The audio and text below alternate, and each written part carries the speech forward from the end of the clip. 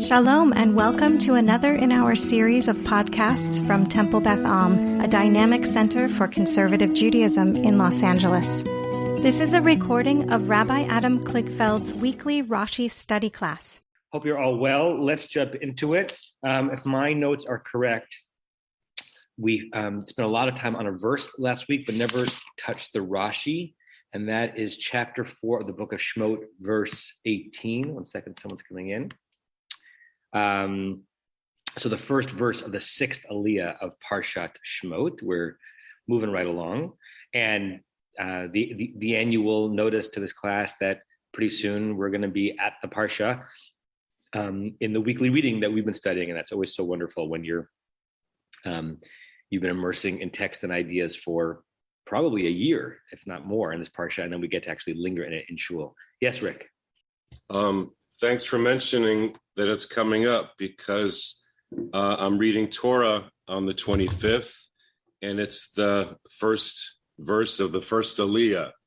So you had asked me to look for Mapach Pashtaz followed by a Revia to see how common that was. Everybody else has forgot about it, I suppose, but it's not that common. There's only 5 of them that I found, and I'd like to tell you about the one. This is only the third one in the Torah, the one here with Moses and Yeter.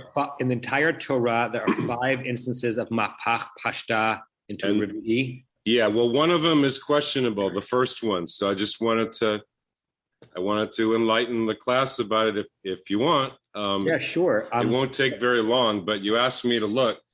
Let me ask you how many there were, so I did. Let me ask you a question, Rick. Is there any other way of figuring it out besides going through every verse? Did you go through the whole Torah? Yeah, well, you know, I color things up. So years ago, when I was in Ner Tamid, I colored in my tikkun. So wait, when I'm looking for one second. So I just have a timer's going off. Hold on 1 second. Okay, sure.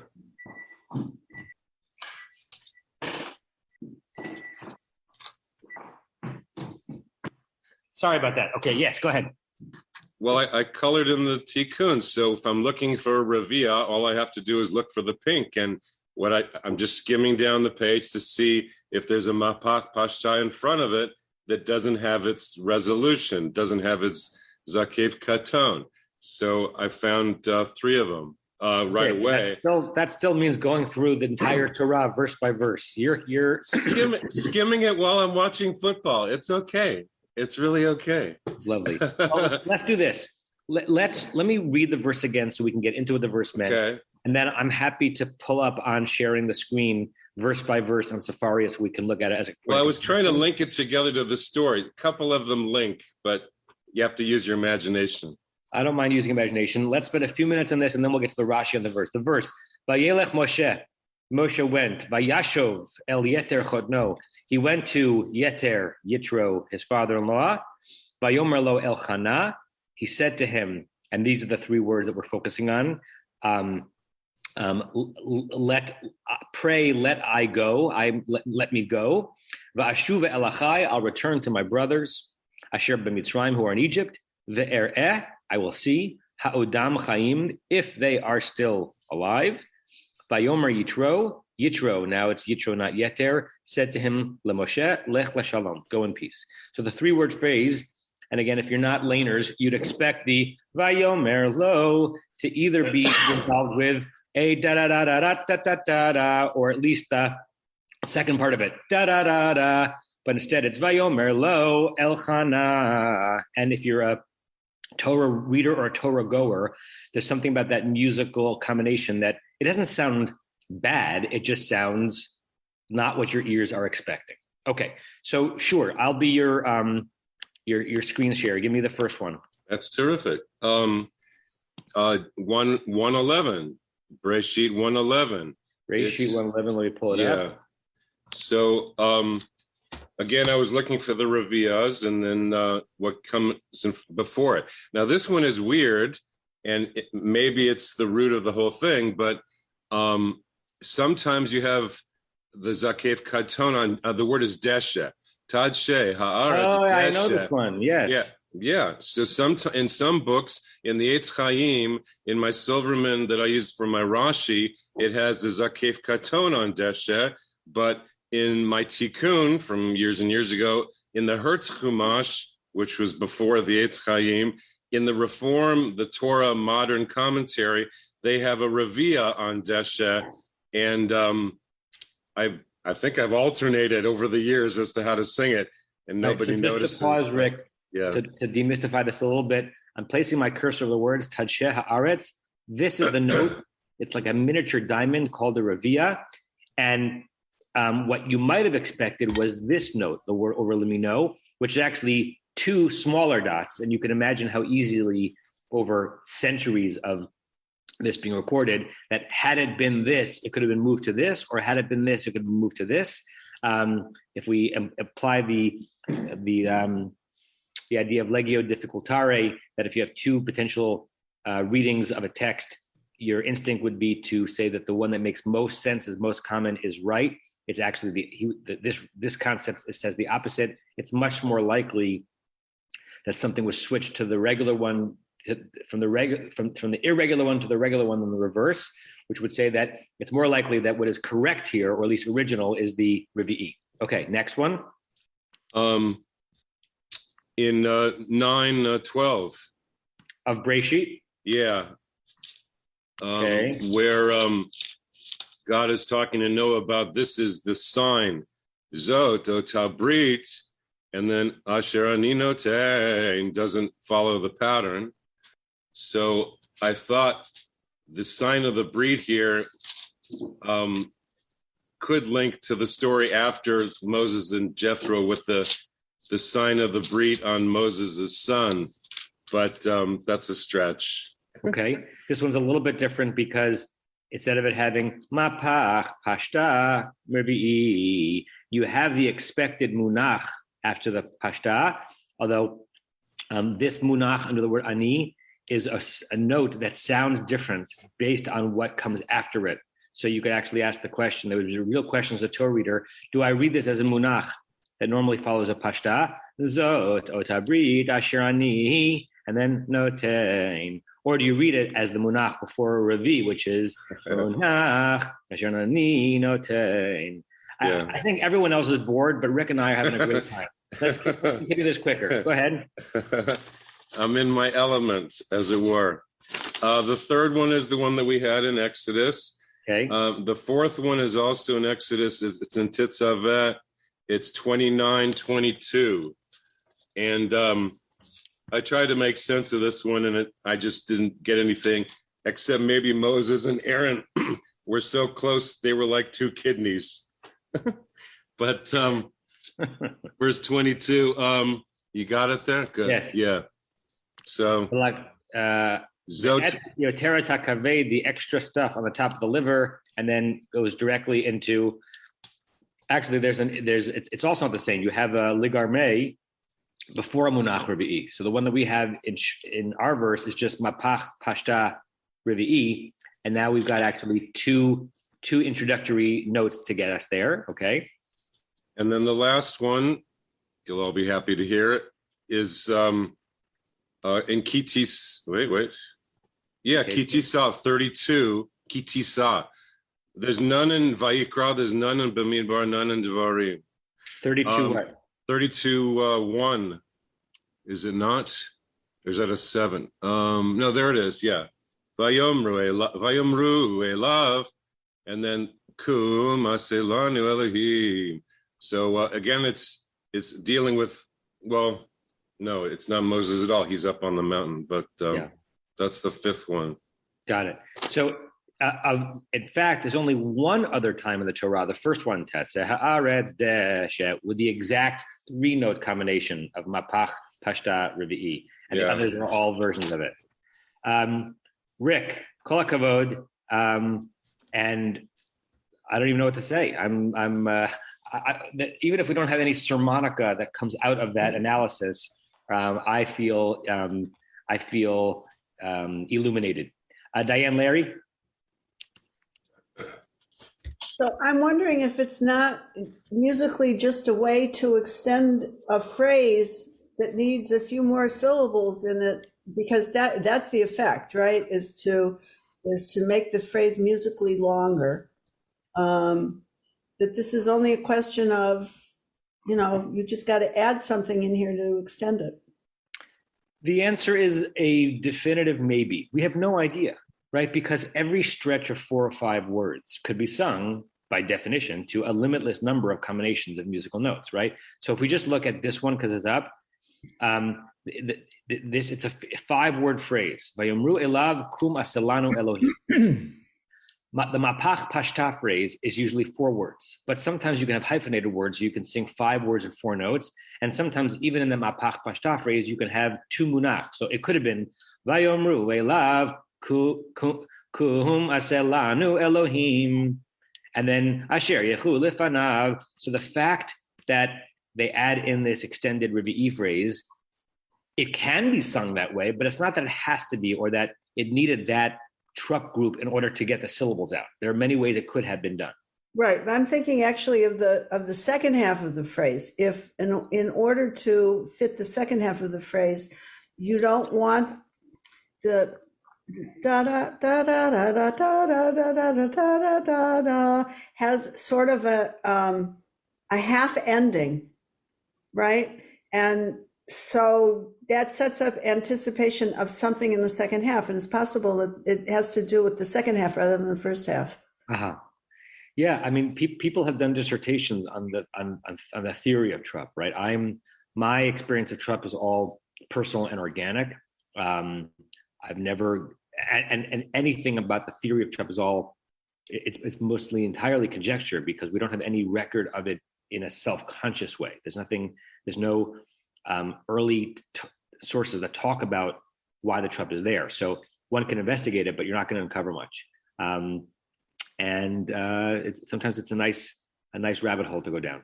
I know it's not a verse, but did you comment already on the pasik? Because that would make those 2 munachs into a munach lagarme, right, Rick? Yes, the one I just closed, I can share it again. It makes it even stranger. So this line after the kum, we discussed this a few verses ago. That vertical line, which doesn't appear in the Torah, right? It's a diacritical mark. It's like a vowel or a note. It means one of 2 things, and sometimes both simultaneously. We had it in our verse, in our story, just very recently, didn't we? This verse in verse 18, it's at the very beginning. We talked about. Okay. So if you're right, after the 3rd word of verse 18, you have a vertical line, a psik. When that vertical line comes after the note munach, it actually turns the note munach into a different trup called, people have different names for it, a ligarme, so that it would be sung, Vayelech Moshe, and I would do it, Vayashov, some to it, Vayashov, El Yeter Chodno. So it actually ends up being part of the trup. But there are sometimes that vertical line psik is after a different note, in which case it doesn't change the singing of it, but it might be an indication that there is a half or quarter pause there. Why? Again, we don't know. So yes, both in the verse that we're working on now in chapter 4 and this verse that Rick brought up, in the middle of this half mapach clause, half Revi'i clause, there is not only an extra munach, but a psik that turns it into a ligarme. Okay. Thank you, Rick.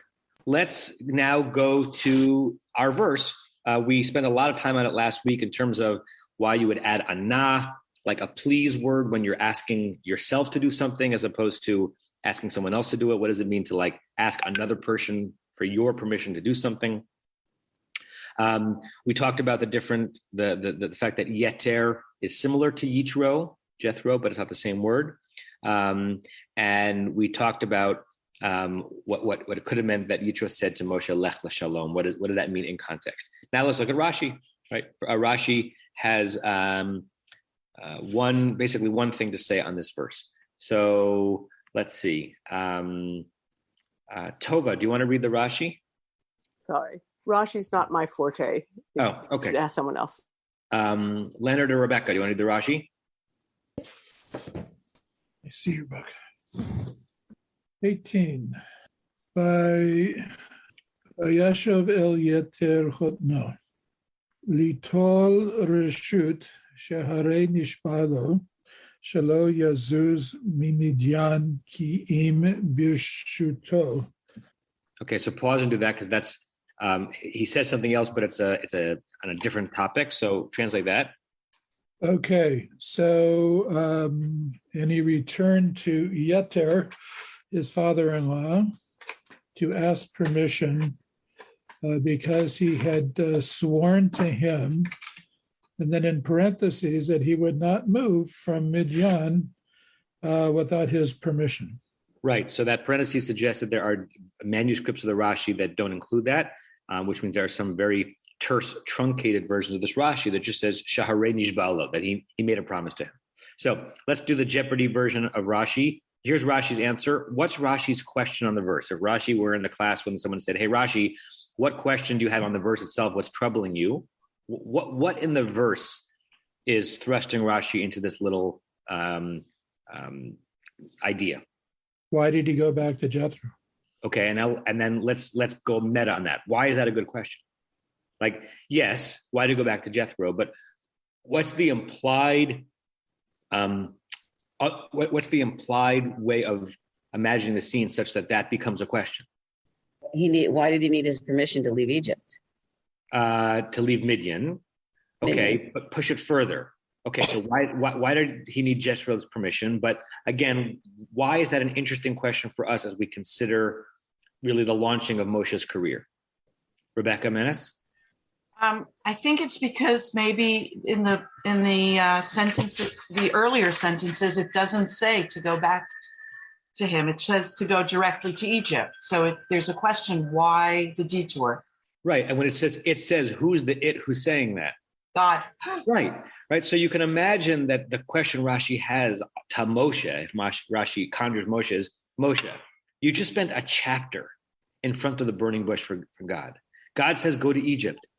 And you have to check with your father-in-law, right? So it actually, we take it at face value also because we have more verbal conversations with people in our lives than with direct divine commands. So for us, it makes a whole lot of sense that you would check with the actual human beings that you're living life with.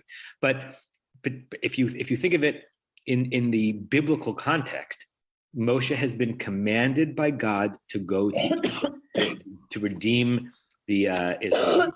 And therefore, it could be a little bit odd that the next thing is Vayelech Moshe not El Mitzrayim or Vayikach et HaMateh. He took the staff and he went, but he goes and asks permission from a human and from a human who's not part of the story yet, right?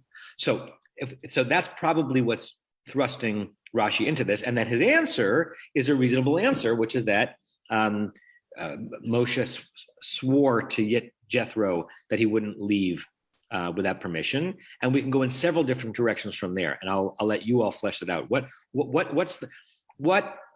is this setting up moving forward, or what's the little sermonette that emerges from this answer now that we've clarified the question? Why is this a significant comment? Well, Moses is married to his daughter, right? Okay. Yeah. So he doesn't want his daughter to leave town. Okay, so it could be, basic family dynamics that Moshe is about to be national leader, but before he was national leader, he was husband and son-in-law. And this is maybe, setting up the idea that even when you're about to be sent off to be the great ambassador, you've got to check with the people directly in life. What else is hovering here, Sue and then Tova? I think that it opens it makes the room for now to go talk about Yitro. And it's like, okay, why is that? Well, now let us see where this is taking us to. Who is this guy and where is he from? And now we get to talk all about all of that and how he's going to support it. Great. And what do we know about Yitro before this verse? Not a lot, I don't think. Correct. And what are we going to know about Yitro after the Exodus? Well, all his 7 names and all the other stuff about him. Right. And we're going to get a parsha named for him, which of course is an accident of the verse. It's not, the parshas are not named thematically, but still, he's going to play a significant role after the Exodus, and to become a significant advisor to Moshe in understanding and living out God's directives.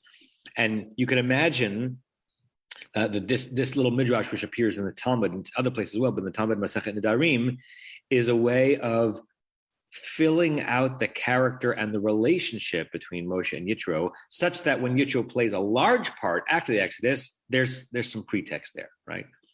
So it's in service of answering the question, why would Moshe need permission from anyone else besides God?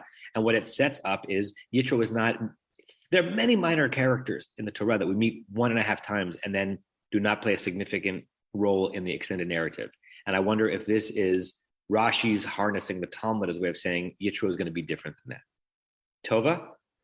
Well, I like Susan's comment, but I think there's sort of also two ways of looking at it. In one direction, perhaps kind of admirably, despite this paramount experience he's had with God, there's part of him that still acknowledges the also very important commitment and experience to human society and community. In other words, he has not become a zealot. He's not become someone who, feels that the sacrifice of everything else is necessitated and fine. He still honors those commitments. So that's one side. The other side is it could still be showing an aspect of Moshe that is a reluctant messenger. And the fact that in the upcoming verse, God's going to assure him that those people who are seeking his life after his episode with the Egyptian are gone, seems to almost suggest that there's still this lingering doubt of, based on a lot of things in Moshe. So I think it could cut either or both ways. I like both of those comments, Tova, and particularly the first one. You can imagine a really powerful sermon against zealotry, against only relying on what you believe you heard from God in your religious leadership based on this comment, right? Yeah. Look what Moshe does immediately after the most intense personal encounter that any of us will ever have with God. He goes and seeks a second opinion, right? From his father-in-law, right? So that's a really, how much of that was intended by the original Midrash, we'll never know. But it's fodder for the notion of a religious life that is connected to a divine concept. Otherwise, we're just in a club, right? But it's very grounded in the human relationships that govern our behavior and govern our conditions. So that's wonderful, Tova. Thank you for that.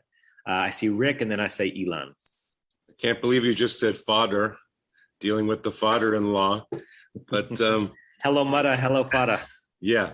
I also thought of Lavan and Yaakov and their relationship, and how he doesn't ask permission at all from Lavan to get out of town, and Rachel takes the idols. So that's a whole different situation. When I went back to the beginning where Yitro is first introduced with the 7 daughters, and verse 21 there, Moses is content to abide with the man. And then I looked at the Rashi there. By Yoel Moshe, yeah? Yeah, and so there's this Lashevet, so it's a word play with Vayashov a little bit there. But anyway, just wanted to tell you in 21 in the Rashi, at the end of it, he again mentions the oath, this oath that Moses pledged to remain with the man. And it's the same Ned, Nedarim, is that the Talmud, right? Correct. So wonderful. That's really helpful. I had forgotten that we came across that particular promise. If you look, me too. Everyone should have it. Just look back to chapter 2, verse 21. Well done, Rick. I remember focusing on that verse, on the interesting word vayoel, because it's just an interesting Hebrew verb, vayoel. And I think I told you then that rabbinic and Hasidic commentaries are often named as not puns. They're partial verses that include the name of the person who wrote it. So Rabbi Yoel Teitelbaum, the grand rabbi of the Satmar Hasidim, whose descendants live mostly in Williamsburg, Brooklyn, and in Kiryas Joel, New York, which is within Monroe, New York, which is where I served for 9 years. His tome on the Torah is called Vayoel Moshe, because it has the word Joel built into it. So if you look at chapter 2, verse 21, on Vayoel, it says Kitargumo, as Onkelos translated it, and Onkelos translates as utzvi, which means to kind of agree in Aramaic, to accept. And then Rashi says, Vidomela, it gives another place where that verb comes up. And then umidrasho. So that word Allah, which is a rather, that the verb vayoel, whose root is questionable, is actually the source of the midrash that Rashi quotes in our verse and originally quoted here from Nedarim, because the root can mean potentially agree, but could also be built from the verb aleph lamed hey, which is a synonym for a promise, a neder, a shvu'ah, or an Allah.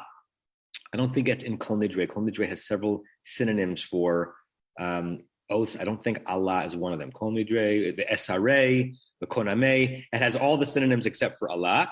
Umidrasho lashon Allah, the Midrash says it's the language of Allah or oath. Nishbalo shelo yazuz b'mijan ki im b'birshuto. Rick, I'm so grateful to you, because this might explain why, as Rick was reading it, some of the manuscripts of Rashi don't have that extra phrase, because Rashi might have imagined that we did remember what I had forgotten, so that when Rashi says on our verse, he had promised him, our brains will say, oh, Rashi already told us that in chapter 2. What did he promise him? He promised him not to leave Midian without his permission. Good job, Elon. Good sleuthing. I mean, Rick. Elon, too, good job for whatever you're about to say. Elon. It strikes me that this line of Rashi should be included in any collection of Jewish business ethics. And why do I say that? Because at the end of the day, the way I read it and what Rashi is saying, hey, a deal is a deal. And regardless of the fact that he heard some divine voice that was commanding him to do otherwise, Moses felt strongly enough about it that he had an agreement with Jethro, and felt that he could not violate that agreement without first going back and getting Jethro's permission to violate it. I think it's a very important lesson that, and unfortunately we see many religious people, and this may go back to the issue of zealotry, we see many religious people who have are scrupulous about their observances of halakha, but when it comes to business dealings and other deals that they have with human beings, they feel that they're not bound by the same rules that they would be bound by with an agreement in a kind of religious framework. That's great, Elon. I got to say to that is amen, but amen. And I listen, I find the study that we do meaningful all the time, but when organically from our conversations emerges the kinds of life lessons that the Torah and the commentaries may be pushing us towards that are relevant, especially in our era, that's when this is the most enriching. So that's a really lovely pullout. Thank you for that. Diane, Larry? So as the great philosopher Michael Wilbaum always says, more than one thing can be true. I think there's another reason why he went back. And for this, I'm going to give credit to Chizkuni. He had to return the flocks. What's he going to do with all these sheep and goats that he's got? Just leave them out there in the desert? He's also got to say, go ahead. He's also got to say goodbye to his wife. I mean, what kind of husband would he be? He just disappears without explaining to her where it is that he's going. But I have one trivial point and one more important point. The trivial point is, it's not true that God told him go to Egypt immediately, and certainly he didn't tell him at the end. They had this long conversation. It was back in chapter 3, verse 10, that God tells him to go. And then they spend the bulk of the next 2 chapters talking about what's going to happen when he goes and whether he should go, etc. So if God thought it was so urgent, God should have said to him, stop with all the questions, just get out of here. He didn't do that. But more seriously, and I don't understand why Rashi, and as far as I can tell, none of the commentators asked the question, why didn't he say to Yitro, I want to go because God because Yud He Vav He told me to go. And we also know that Yitro knew who Hashem was, who Adonai was. I mean, I don't know what, given our discussion last week, what words to use.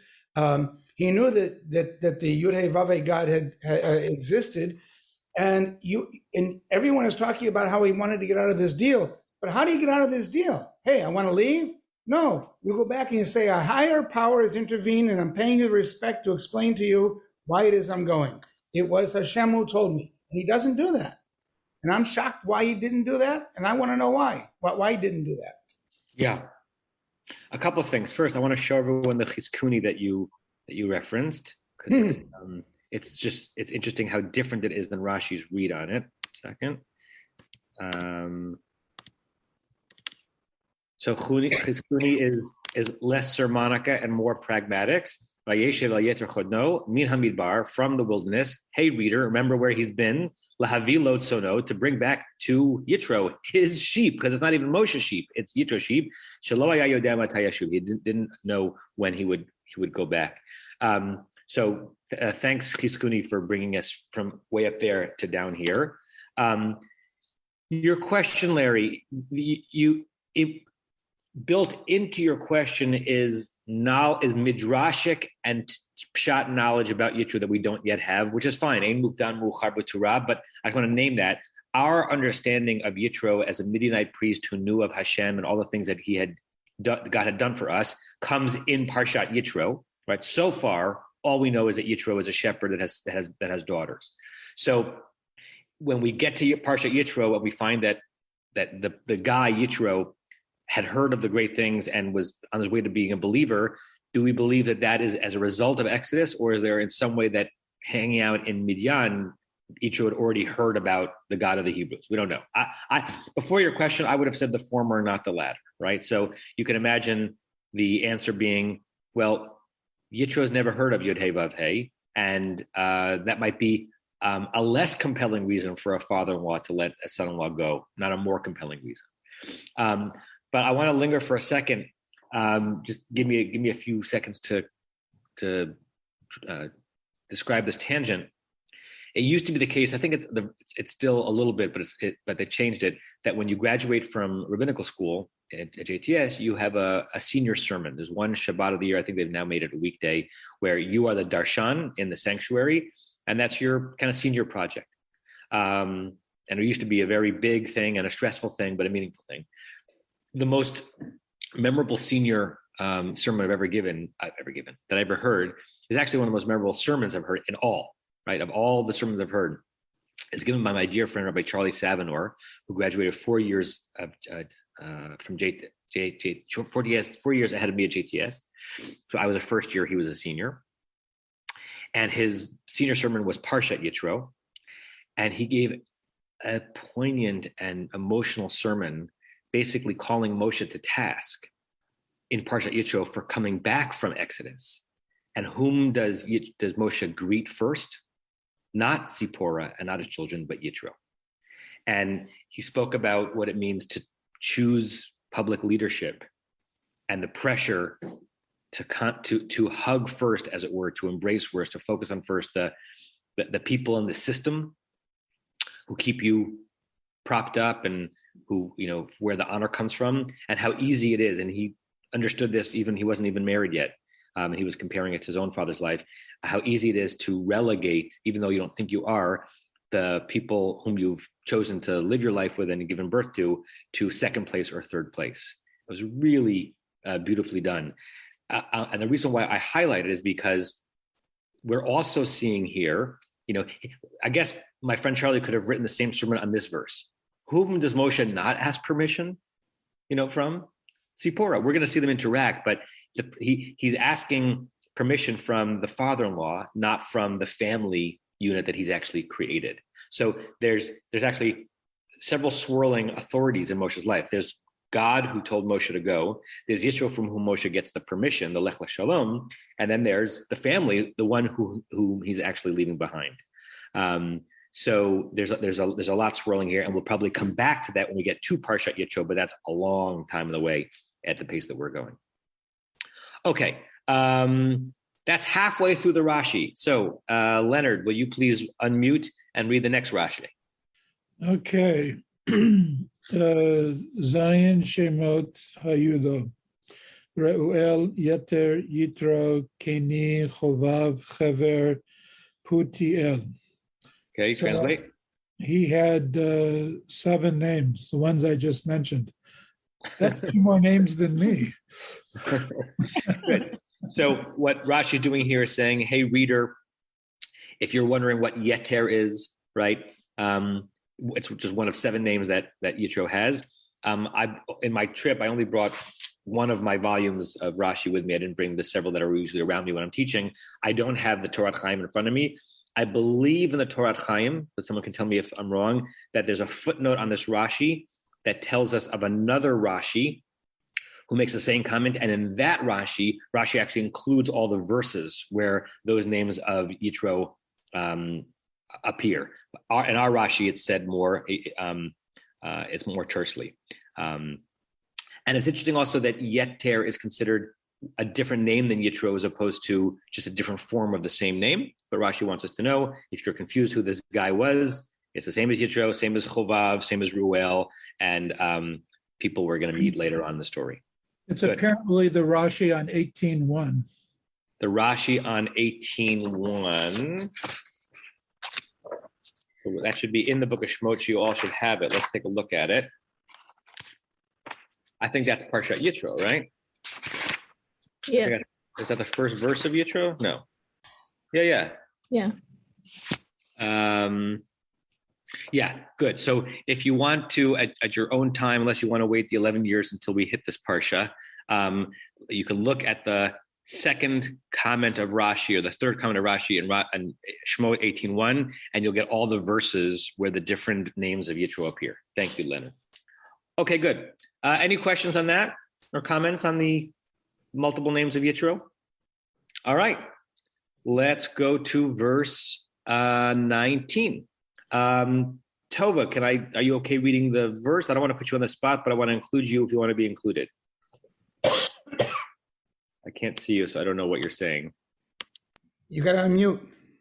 Sorry. Okay, try that again. Vayomer Adonai el Moshe b'Midyan. Lek shuv Mitzrayim ki metu kol ha'anashim hamvakshim et nafshecha. And God said to Moses in Midian, while he was in Midian, go, return to Egypt, because the people, the men are dead who sought your soul, your life. Good. Yeah.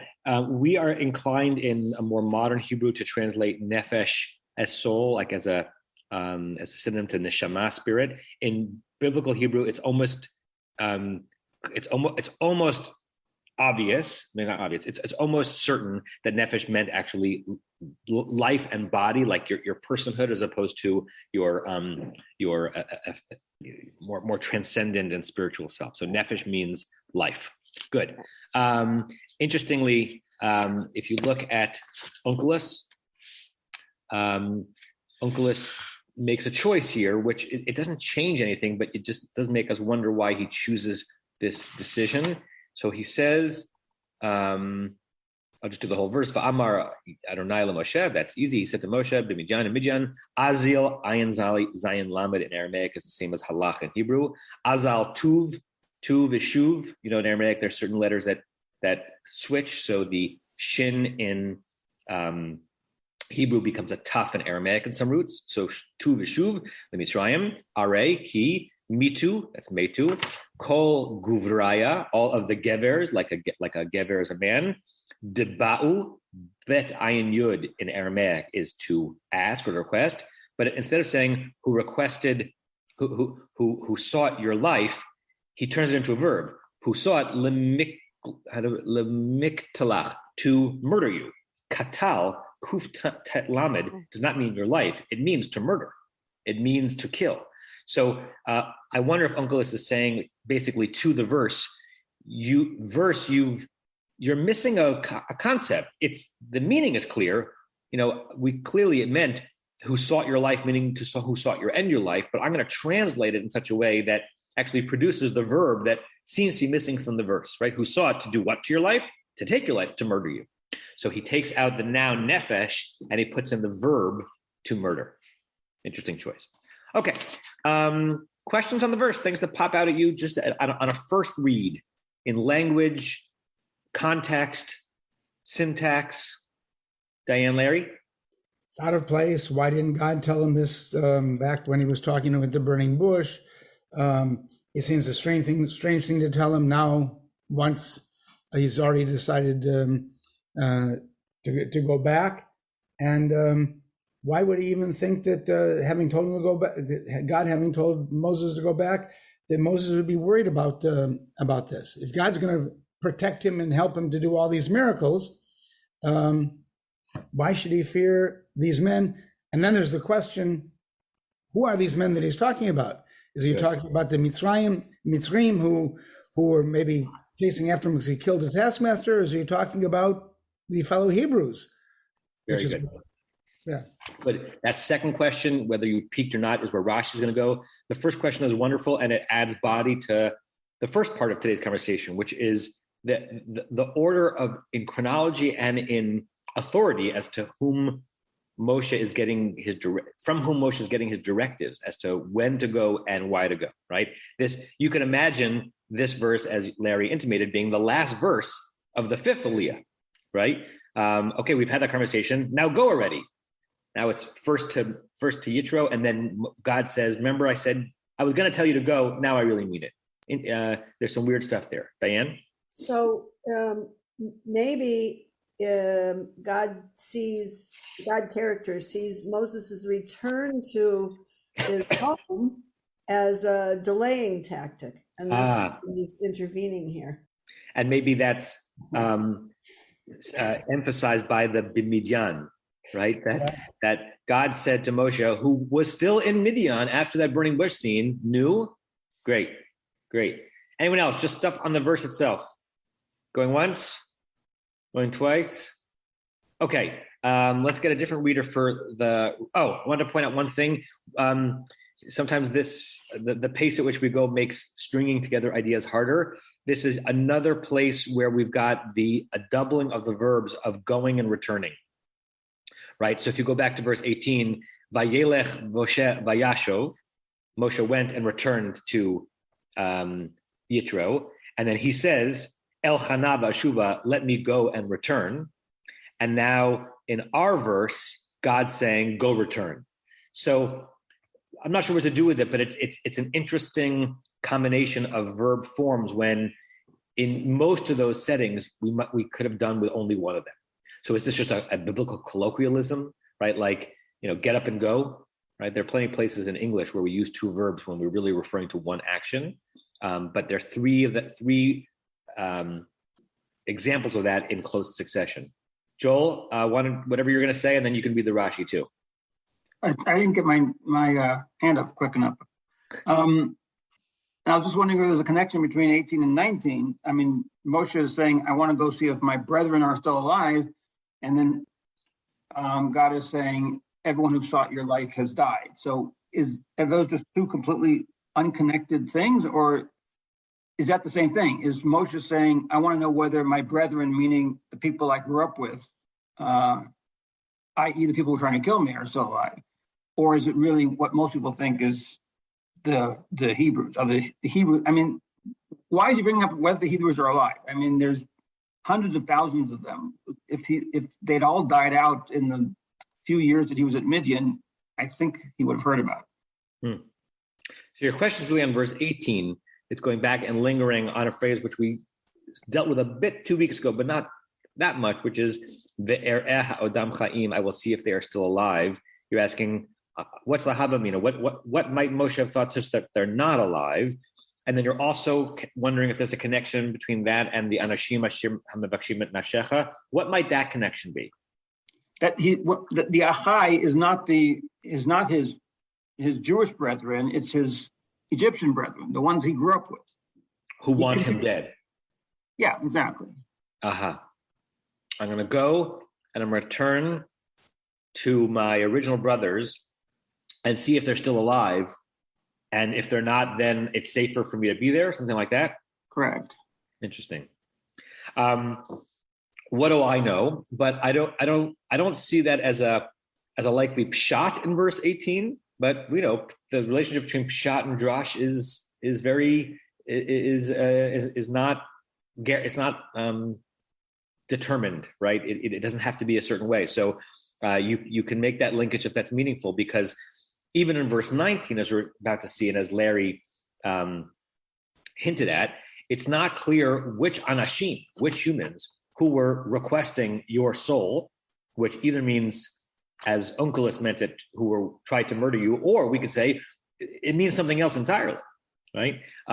So those people that Moshe is returning to in these two verses are not 100% clear. Good. Anyone else for Joe reads the Rashi? Okay, read the Rashi on, where am I? On Hamabakshim. Kimetu kol anashim mihem. All the people that wanted you dead, who are they? Datan ve'aviram. Chayim hayu ele. So pause, because there's kind of an implied period after Datan ve'aviram with a semicolon. What is Rashi saying, and what does it bring up for people? What's Rashi's answer to his own question? Here, Rashi gives his question and his answer.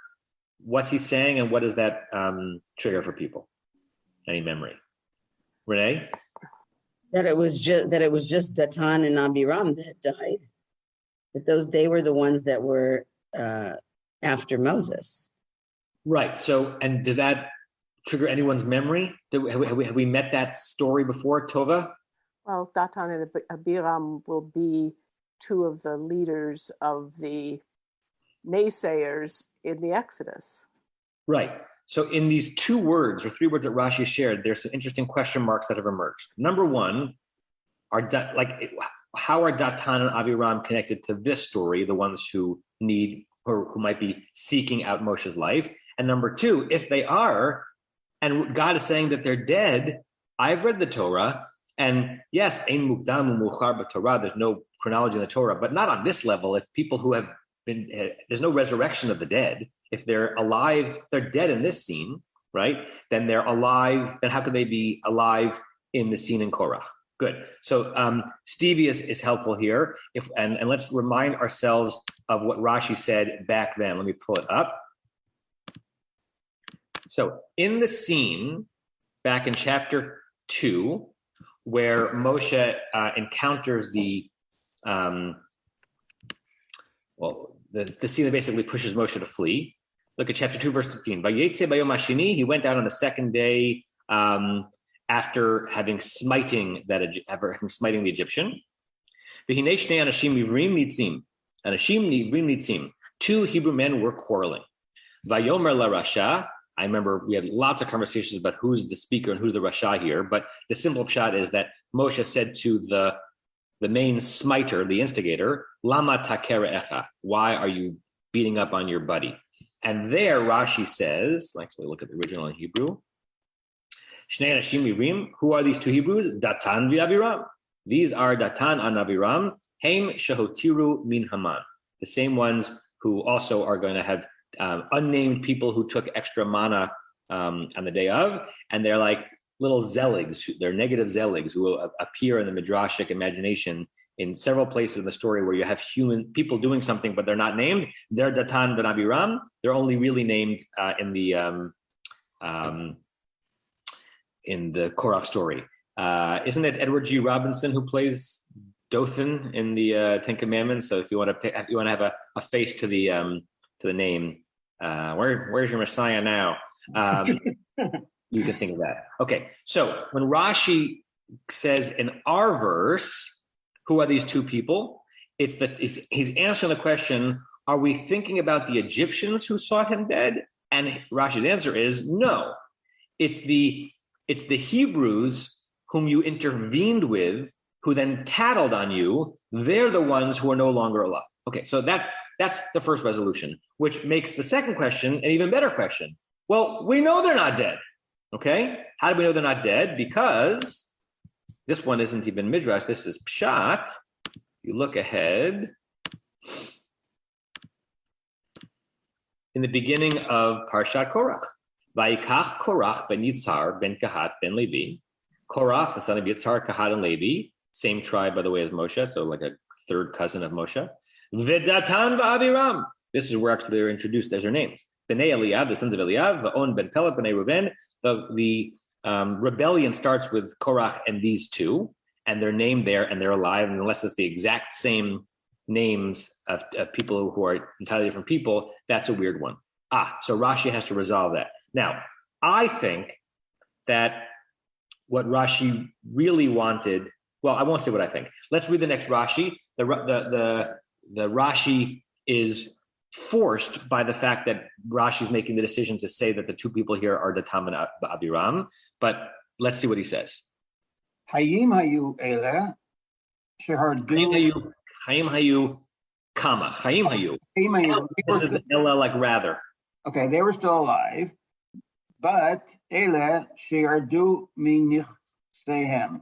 So they went down in their station in life. Correct. V'ha'ani hashuv kamet, and the poor people are considered as if they're dead. Yeah. So Rashi has a way of saying a lot with a little, right? So first he's taking the claim that these two people that God's saying are dead are Datan v'Abiram. They're no longer a threat to you. Rashi knows we're going to ask the question, how can that be? There's no resurrection of the dead before Parshat Korach. And Rashi uses this as an opportunity to teach a piece of Talmud that comes out also Masechet Nedarim, but I think it's a coincidence, that the ones who are impoverished, who are indigent, and I want to say something before I flesh it out. I don't think the Talmud intended this as an insult.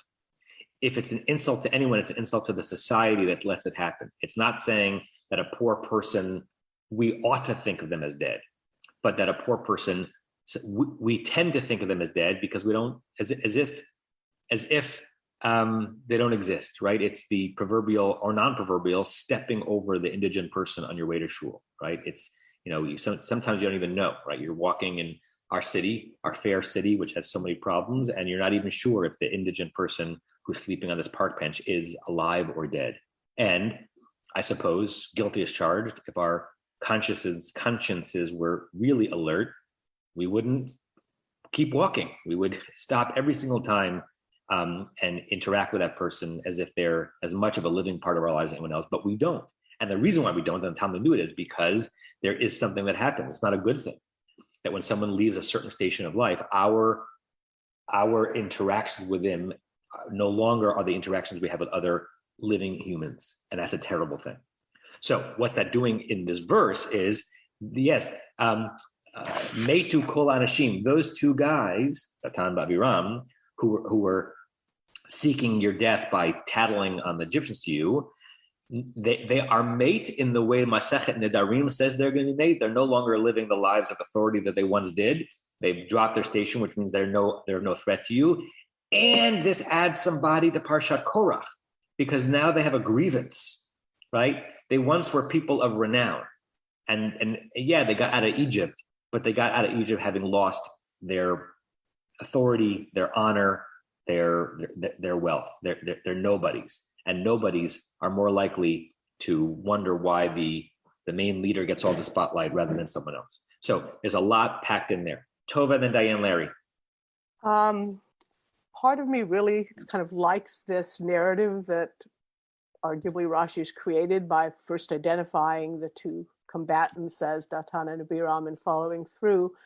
There is part of me that likes that, but it also feels like he's trying too hard, especially explaining away that these people had died. And I guess I just asked the question, they were slaves. How could they have fallen in status? How could they have lost so much power and authority that they were now dead to the society when presumably, even at the time that they were two Hebrews struggling together, they were slaves? Meaning, what is the place from which they could possibly have fallen to this? Right. I mean, the thing that came to my mind was, in that kind of situation, the only power they would gain would be if they are informers or collaborators with the Egyptians.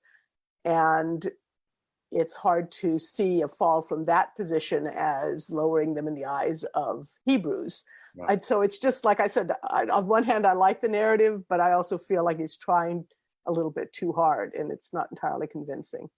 Yeah, definitely trying hard, and not necessarily convincing on the logical level. Right. Remember that this is a waltz between logic and meaning making. Yeah. Listen, I think there is a pretty stubborn and relentless part of human culture throughout the annals of anthropology that suggests wherever we are, we create hierarchies, right? Even in the upper echelons where everyone has wealth and power and renown, there are micro hierarchies, and even way down below, like, there were hierarchies in the ghetto, right? They were amongst the people who had nothing. There were people who found a way to have more than others, right? Maybe to have a sense of humanity, maybe because, again, way back in our DNA, we still want to be the gorilla who lords over others. And apparently our ancestors were aware of that. So the Midrash imagines, even amongst the slaves, whether it's direct collaboration with the Egyptians or just, the black market, there were those who found a way to have their enslavement be less brutal. And by the way, who knows what Cecil B. DeMille, I mentioned before, was studying, but there are, you can see some of that even in the representations of that in the movie, that there are the ones who are slaving underneath the pyramids and building, and there's some who are have found a way to ingratiate themselves into Egyptian society. That's Dothan. Diane Larry, it's probably our last comment and reminder. Next week, no class from me. So Leonard, if you're available to teach Bavakasha, but I will be on vacation next week. Yeah, I'll teach. Great. Diane Larry? So first of all, simply, I take Rashi's comment to be more metaphoric or symbolic. They have no power. They have no wealth, so they have no powers. You don't have to fear them. And that's one way of, I think, a better way of getting out of that. But you were talking about that great Mifaresh commentator, Cecil B. DeMille. It indeed was Edward G. Robinson, but his midrash or commentary is fascinating because he gives all sorts of roles to Datan. He's the one who in Bashalach are telling the people, don't jump in, don't go. Even though I don't think of the text, it mentions him by name, but according to the film, it's Edward G. Robinson, and he's also one who informed on the Pharaoh to tell Pharaoh that Moses was indeed a Hebrew. There's little doubt, I think, although I haven't read this anywhere, that he was getting some advice, and who knows, it might have been from some rabbi at Beth Am at the time. It's interesting, right? So that movie is late 50s, right? 56, 57? Something like that, yeah. So it was in the era of Jacob Pressman. You never know. Listen, I'm certain he had some kind of a dramaturg who was explaining things. And you're right that the character of Dothan in that movie is connected to this midrashic stream of being like a gadfly and just popping up in all these different scenes, going against what God wants. If you want, there's a wonderful from the 80s Billy Crystal routine on the actors chosen to play Pharaoh and Dothan, and he does some great interpretations of both Edward G. Robinson and Yul Brynner in those roles, and it's a great 3 minutes. It's on his marvelous album from the 1980s. You have been listening to another in our series of podcasts from Temple Beth Am, a dynamic center for conservative Judaism in Los Angeles. If you enjoy these podcasts, we invite you to write a review on the Apple Podcast site or wherever you get your podcasts. For more information about Temple Beth Am Los Angeles, go to tbala.org.